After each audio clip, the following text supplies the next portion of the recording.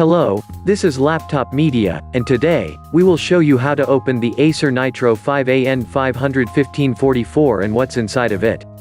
Taking this device apart is nothing out of the ordinary.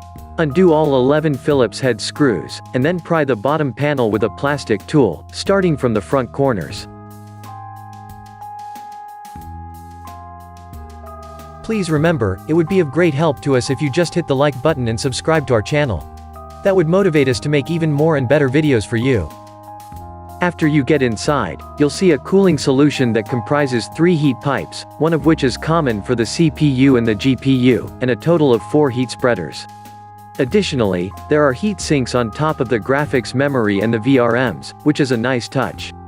In terms of upgradability, there are 2 RAM SODIMM slots, which can be fitted with up to 64 GB of DDR4 memory in total. And storage-wise, there are 2 M.2 NVMe SSD slots, as well as a single 2.5-inch SATA drive bay. And when it comes to the battery, Acer has put a 57.5 watt-hours unit in this device.